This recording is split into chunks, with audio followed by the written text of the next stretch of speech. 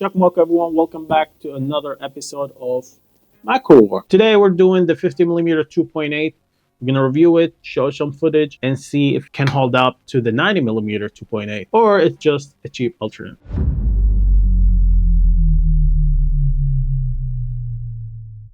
So as you saw in the beginning of the video, 50mm is not like the 90mm because this one actually extends when it's focusing.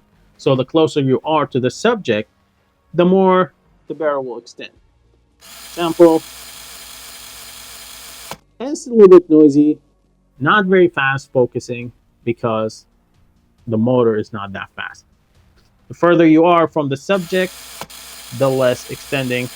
But as you saw, there's a little bit of hunting before it actually starts extending. The minimum focus distance is 0.16. The 90mm is 0.28. That's very close. Like you can literally touch the subject that you're focusing on. That's how close it is. Of course, it still have the same button similar to the 90mm. So you can go from 0.016 to 0.30. Prevents your lens from hunting. Especially this one is not as fast as the 90mm. And you can go from 0.3 meter to infinity. And you have the full, which is from 0.16 meter to infinity. But with this lens, it's a little bit slower to focus. It's going to be hunting. The motor is not that fast.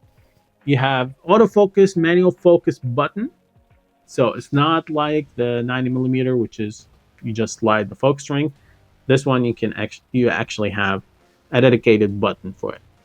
And you have the focus hold, which it's very useful when shooting macro because once you nail the focus, you want to hold it. So let me show you some pictures, some videos, low light capability, and you be the judge. Let's go.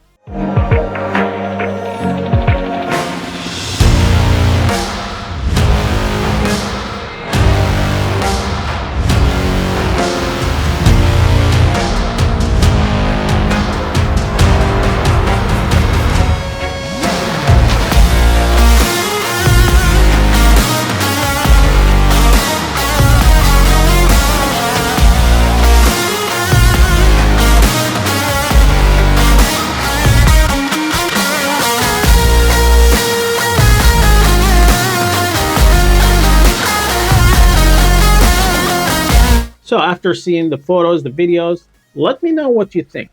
Is it as good as the 90mm 2.8? Is it worth to pay double the price? Which one you rather have? If you guys like the video, give me a thumbs up. If you want to see more videos like this, maybe subscribe to the channel. Thank you guys for watching. See you in the next one.